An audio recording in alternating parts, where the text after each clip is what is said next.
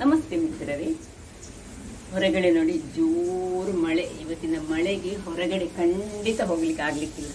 ಈಗ ನನ್ನ ಹತ್ರ ಒಂದು 3 ಟೊಮ್ಯಾಟೊ ಉಂಟು, ಸ್ವಲ್ಪ ನೀರುಳ್ಳಿ ಉಂಟು. ಅದರಲ್ಲೇ ಒಂದು ಸೊಗಸಾದ ಸಾರನ್ನು ಮಾಡೋಣ, ಬಹಳ ರುಚಿಕರವಾಗಿರ್ತದೆ.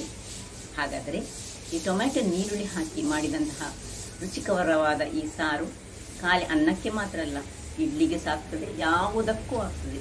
ಹಾಗಾದರೆ ಇದಕ್ಕೆ ಏನೆಲ್ಲ ಸಾಮಗ್ರಿಗಳು ಬೇಕು ಎಂದು ನೋಡೋಣ ಅಲ್ಲವೇ ಮಿತ್ರರೇ. ಹೊರಗೆ ಭಾರಿ ಜೋರು ಮಳೆ ಬರ್ತಾ ಉಂಟು ನೋಡಿ. ಅದಕ್ಕೆ ಏನು ವೆಜಿಟೇಬಲ್ ಇಲ್ಲ, ಒಂದು 3 ಟೊಮೆಟೊ ಮಾತ್ರ ಉಂಟು. ನಾನಿವತ್ತೊಂದು ಸಿಂಪಲ್ ಆದ ಟೊಮೆಟೊ ಮತ್ತು ಖಾಲಿ ಈ ಈರುಳ್ಳಿಯನ್ನು ಹಾಕಿ ಒಂದು ಸಿಂಪಲ್ ಸಾಂಬಾರು ಮಾಡ್ತಿದ್ದೇನೆ. ಯಾರಿಗೆ ಇದನ್ನು ಒಂದು 10 ನಿಮಿಷದಲ್ಲಿ ಮಾಡ್ಬೋದು.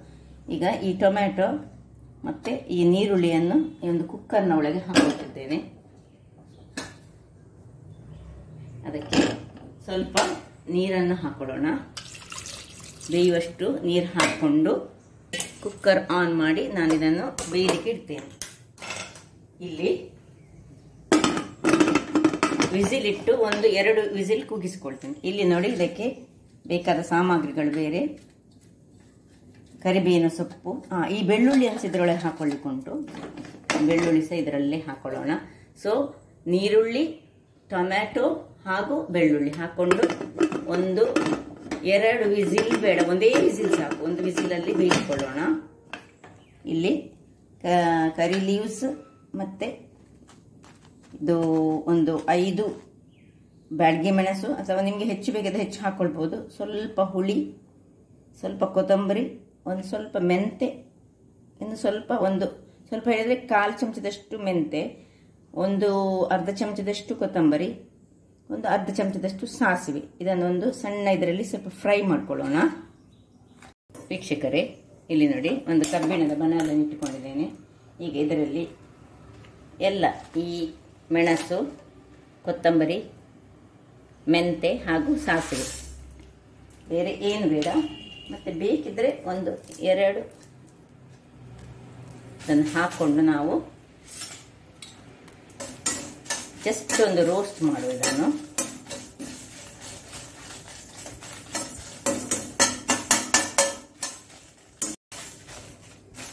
ಆಯ್ತು, ಸಾಸಿವೆ ಒಡೆಯಿತು. ಮತ್ತೆ ಇದು ಈ ಮೆಣಸು ಸ್ವಲ್ಪ ಪಾಪ್ ಔಟ್ ಆಯಿತು ನೋಡಿ, ಉಬ್ಬಿ ಬಂತು. ಸಾಕು, ಆಫ್ ಮಾಡ್ಕೊಳ್ಳೋಣ. ಇದನ್ನು ಸಹ ತಣ್ಣಗಾಗಲಿಕ್ಕೆ ಬಿಡೋಣ. ಇಲ್ಲಿ ನಮ್ಮದು ಕುಕ್ಕರಲ್ಲಿ ಬೇಯ್ತಾ ಉಂಟು, ಅದು ಬೇಯಲಿ. ಅದ ಮೇಲೆ ನಮ್ಮದು ಕೆಲಸ. ವೀಕ್ಷಕರೇ, ಇದನ್ನು ಇಲ್ಲಿ ತಣ್ಣಗಾಗಲಿಕ್ಕೆ ಬಿಡ್ತಾ ಇದ್ದೇನೆ. ಇಲ್ಲಿ ನೋಡಿ, ಇದು ಸಹ ಆಗಿದೆ. ಇದನ್ನು ಸಹ ಸ್ವಲ್ಪ ತಣ್ಣಗಾಗಲಿ. ಇದು ನೋಡಿ, ಒಳ್ಳೆ ಇನ್ನಿಗೆ ಸಿಪ್ಪೆ ತೆಗಿಬೇಕಾದ್ರದ್ದು ಸ್ವಲ್ಪ ತಣ್ಣಗಾಗಲಿಕ್ಕೆ ಬಿಡೋಣ.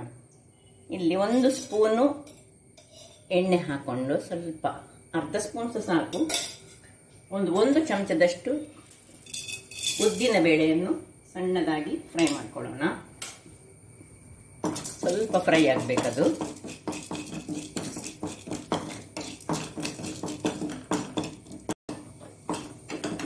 ನೋಡಿ, ಇಷ್ಟು ಫ್ರೈ ಆಗುವಾಗ ನಾವು ಇದನ್ನು ಆಫ್ ಮಾಡ್ಕೊಳ್ಳೋಣ. ಸ್ವಲ್ಪ ಹೊಂಬಣ್ಣಕ್ಕೆ ಬರಬೇಕು, ಸಾಕು.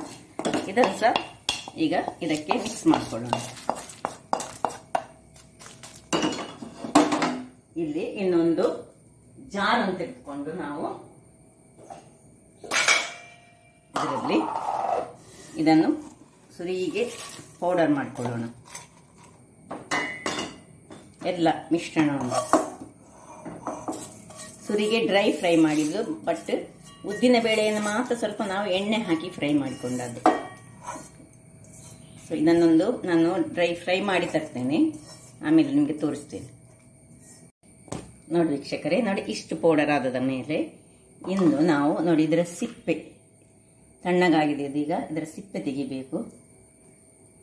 ಎಲ್ಲ ಸಿಪ್ಪೆಯನ್ನು ತೆಗೆದುಕೊಂಡು, ಸಿಪ್ಪೆ ಬೇಡ ನಮಗೀಗ.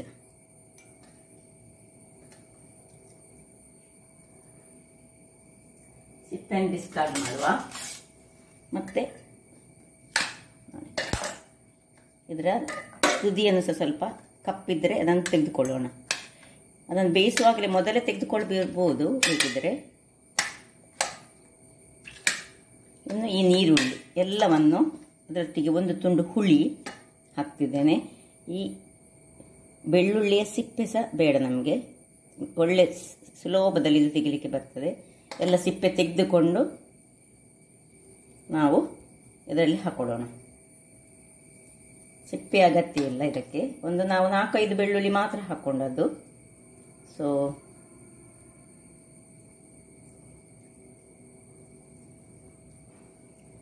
ಈಗ ಉಳಿದ ಇದನ್ನೆಲ್ಲ ಇದರಲ್ಲಿ ಹಾಕಿ ಸ್ವಲ್ಪ ನೀರು ಹಾಕಿ ಹುಳಿ ಹಾಕಿದ್ದೇನೆ, ಮತ್ತು ಸ್ವಲ್ಪ ಉಪ್ಪನ್ನು ಹಾಕ್ಕೊಳ್ತೇನೆ. ಇದನ್ನು ನಾನು ಚೆನ್ನಾಗಿ ಗ್ರೈಂಡ್ ಮಾಡಿ ತರ್ತೇನೆ. ಈಗ ನೀರು ಹಾಕ್ತಾ ಇಲ್ಲ, ಯಾಕೆಂದರೆ ಟೊಮೆಟೊದಲ್ಲಿ ನೀರುಂಟು. ಇಷ್ಟನ್ನು ಈಗ ಗ್ರೈಂಡ್ ಮಾಡಿ ತರ್ತೇನೆ. ಇಲ್ಲಿ ನೋಡಿ ವೀಕ್ಷಕರೇ, ನೋಡಿ ಈ ರೀತಿಯಾಗಿ ಪೇಸ್ಟ್ ಆಗಿ ಇದು ಬಂತು ನೋಡಿ, ಹೇಗೆ ಬಂತು ನೋಡಿ. ಇನ್ನು ಏನಿಲ್ಲ, ಇಲ್ಲಿ ಒಂದು ಗ್ಯಾಸ್ ಉರಿಸ್ತೇನೆ, ಸ್ವಲ್ಪ ಎಣ್ಣೆ ಹಾಕ್ತೇನೆ. ಇದಕ್ಕೆ 1-2 ಸ್ಪೂನ್ನಷ್ಟು ಎಣ್ಣೆ, ಸ್ವಲ್ಪ ಸಾಸಿವೆ, ಇಲ್ಲಿ ಉದ್ದಿನಬೇಳೆ ಬೇಕಿದ್ರೆ ಹಾಕ್ಕೊಳ್ಬೋದು, ಉದ್ದಿನಬೇಳೆ, ಕರಿಬೇವಿನ ಸೊಪ್ಪು,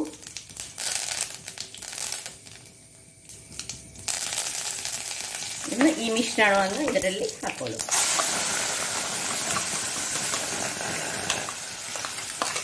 ನಿಮ್ಮ ಹತ್ರ ಖಾಲಿ ಟೊಮೆಟೊ ಮತ್ತು ನೀರುಳ್ಳಿ ಇದ್ರೆ ಸಾಕು. ಇದು ಸ್ವಲ್ಪ ಇದರಲ್ಲಿ ಹಸಿ ವಾಸನೆ ಹೋಗುವವರೆಗೆ ಇದನ್ನು ಸ್ವಲ್ಪ ಬಾಡಿಸ್ಕೊಳ್ಳೋಣ. ಆಮೇಲೆ ಎಷ್ಟು ನೀರು ಬೇಕು, ನಿಮಗೆ ಎಷ್ಟು ದಪ್ಪದಲ್ಲಿ ಬೇಕು ಹಾಗೆ ಹಾಕ್ಕೊಳ್ಳೋದು. ಈಗ ನಾನು ಅದನ್ನು ಸ್ವಲ್ಪ ನೀರು ಹಾಕ್ಕೊಳ್ತೇನೆ ಇದಕ್ಕೆ.